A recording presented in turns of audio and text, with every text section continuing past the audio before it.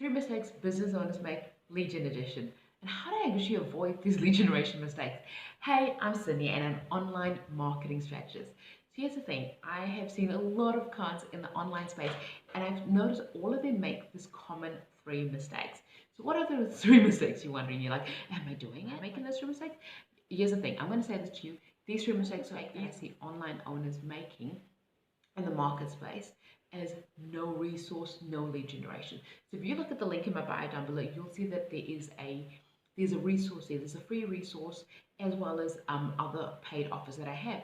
And here's the thing: when you don't have a resource or a link in bio or somewhere for somebody to bridge the gap, you lose the sale.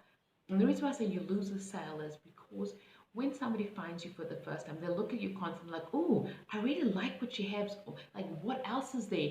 They start searching you. They start stalking you. I know. We've all done it. Let's be honest. We've all stalked people. We've all stalked, like, what is like Tony Robbins doing, or Dean Graziosi, or Russell Brunson, or Jenna Kutcher, or Amy Porterfield. We've all looked at them and like Shanda Sumter. We've all looked at like, oh, what are they doing? And that kind of thing. And it's the same thing for your clients.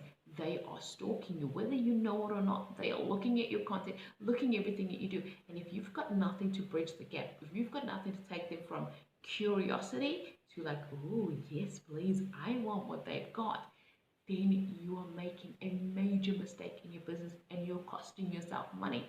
So create a resource, create a lead magnet, create, some of the master classes that you may have done, put it up there for clients to look at.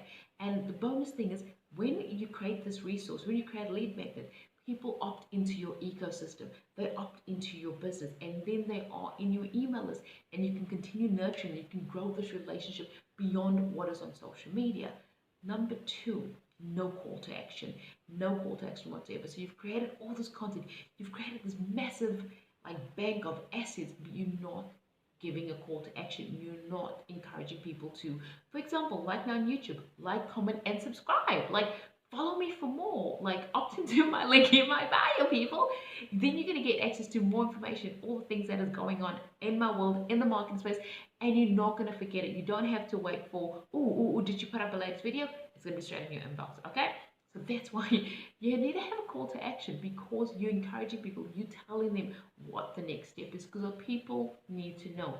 We as a society, we're always looking at what's the next step, what is it that I'm required to do, especially when you have a question of what's in it for me, or what do you want me to do. And if you don't tell people what to do, if you don't tell them save this video for later, or hey, put an emoji down below, comment down below, do anything, they will do nothing.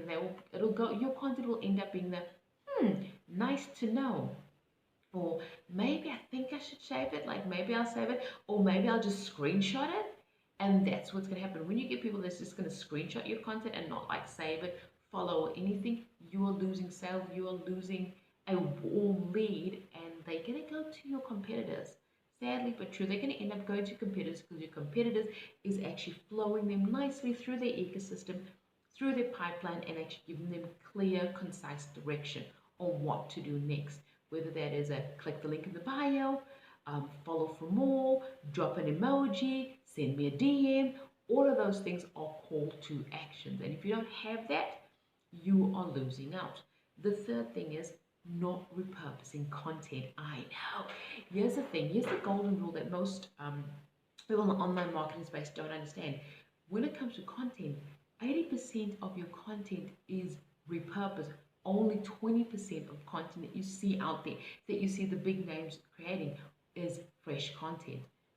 80% is repurposed. They'll take a video like this one, for example, and chunk it up into smaller pieces, that kind of thing, or put it up in a library for the audience to look at, and all in a concise place. Repurpose your content is the biggest thing.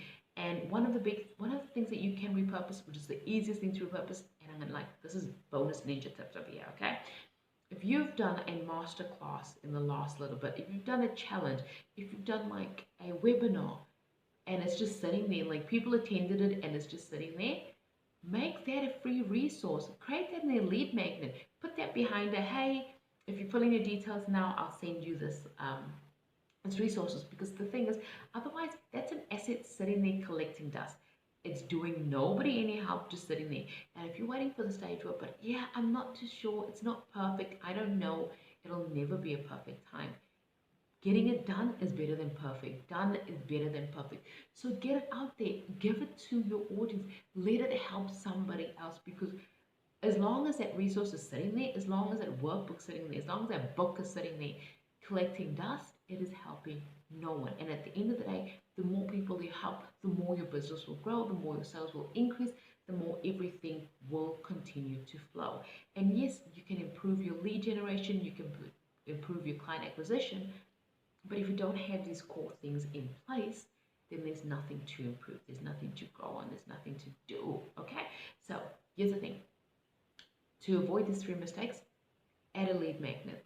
First and foremost, create a lead magnet. Especially if you're starting out, get a lead magnet. There's a link in the bio on how to even monetize your lead magnet.